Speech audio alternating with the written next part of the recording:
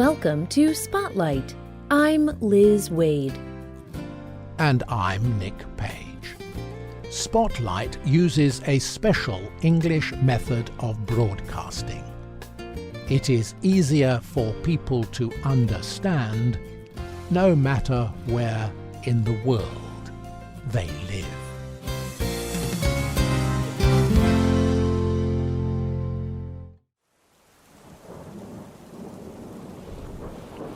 The fierce storm is violently pushing the boat. Ellen fights back. She manages to gain control of the boat.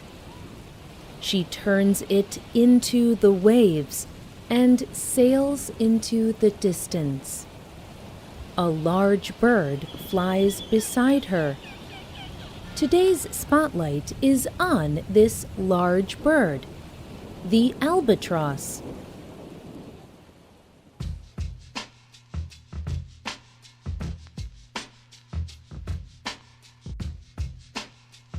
Ellen MacArthur is a famous sailor. She has sailed in boats around the world several times. And in 2004, she set a world record for sailing around the world alone. This trip took many months, and it was very difficult. Ellen battled her way through stormy seas. She had little food to eat and water to drink. But Ellen says that being lonely was the hardest thing. In these months, she was far from home. She only had a radio and seabirds for company. The huge albatross seabirds often chose to fly close to Ellen's boat. She remembers looking at them. She told the BBC, "They are such graceful birds. When you see them out at sea, so far away from land, you feel you are not alone." I remember my first trip around the world. I was at the front of the boat. I looked up, and a few feet away, there was an albatross. It was looking right at me. There was a communication between me and that bird. To feel that in the middle of the ocean, when I had not seen land for weeks, it was extraordinary. The albatross birds gave Ellen hope.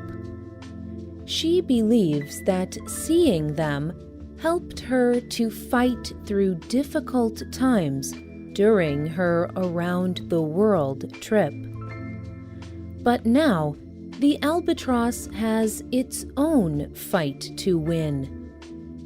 Many kinds of albatross are now in danger of extinction. They may all die and not exist in the world anymore. Ellen MacArthur is just one person who is joining the battle to save these special birds.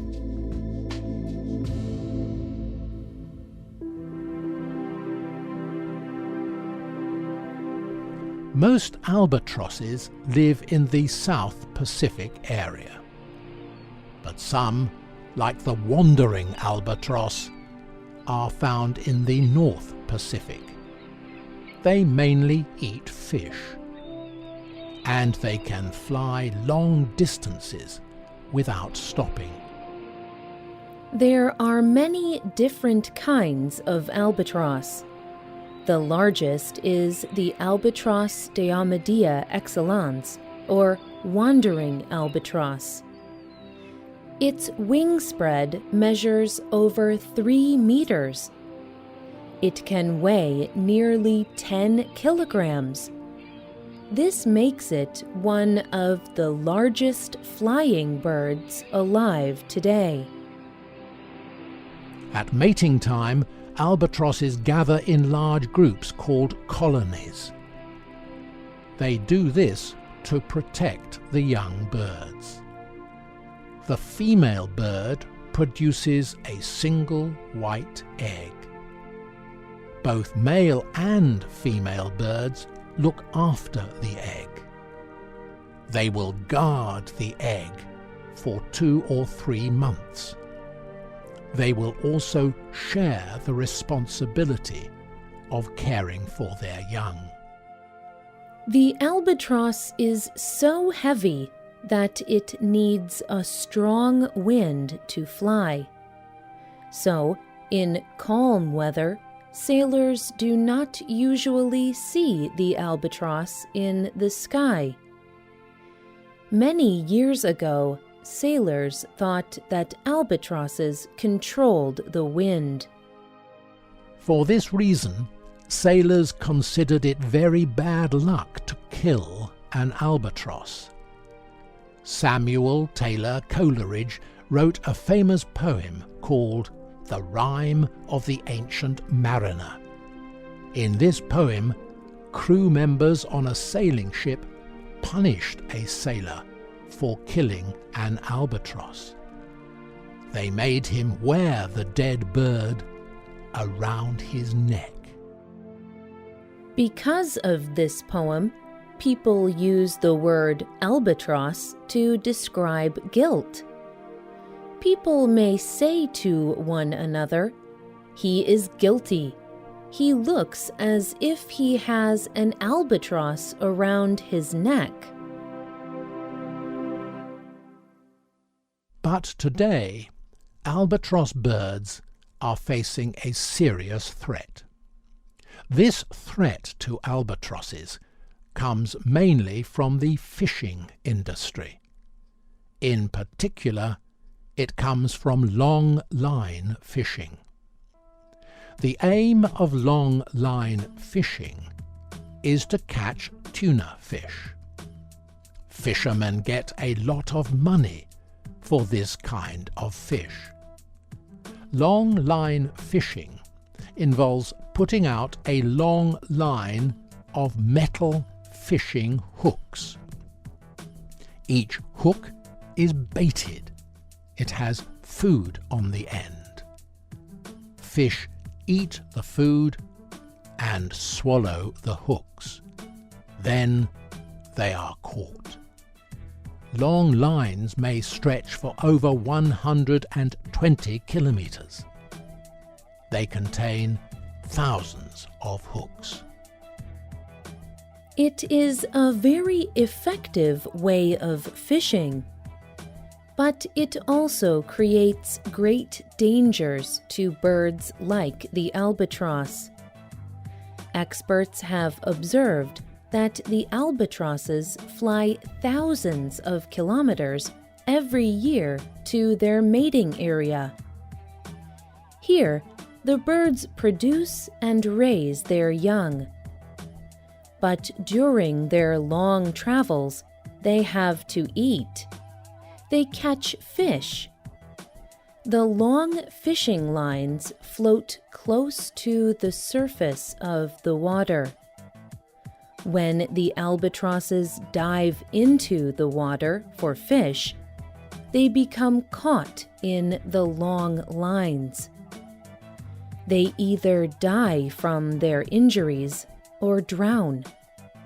Experts estimate that over 100,000 albatrosses die this way every year. In the United Kingdom, the Royal Society for the Protection of Birds is working to help the albatross. The RSPB says that simple changes in the way people fish can help save the birds. The RSPB has set up a group called Operation Ocean Task Force. This group will help train fishermen in new fishing methods. Many of the ideas are easy. They do not cost a lot of money. For example, attaching weights to the long fishing lines will help them to sink. This will help stop the birds from becoming trapped. And if the correct weights are used, the fishermen will still catch their tuna. Many important and famous people are supporting the RSPB, including Ellen MacArthur. At an event for the Albatross, Prince Charles from the United Kingdom said, "To me, the problems caused to albatrosses may be the biggest test for mankind. Are we serious about looking after our world? Are we able to coexist on this planet with other creatures?" The RSPB is not alone in its struggle to save albatrosses. Many countries across the world also want to help. Leaders from 13 different countries have signed an agreement. It is called the Agreement on the Conservation of Albatrosses and Petrels, or ACAP. ACAP members do research projects to save the birds. They have agreed to protect the colonies of young birds. ACAP members have also agreed to work with the fishing industry. They have agreed to develop new ideas for fishing that are safe for birds. Ellen MacArthur.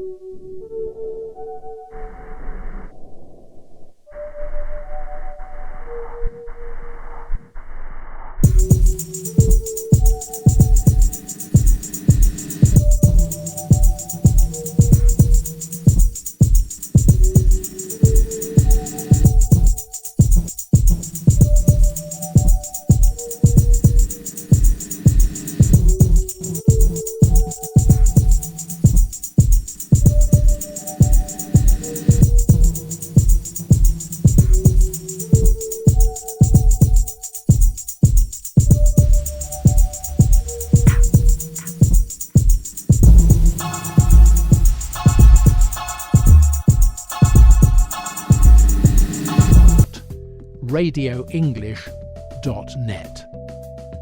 The program is called Protecting the Albatross. We hope you can join us again for the next Spotlight program. Goodbye.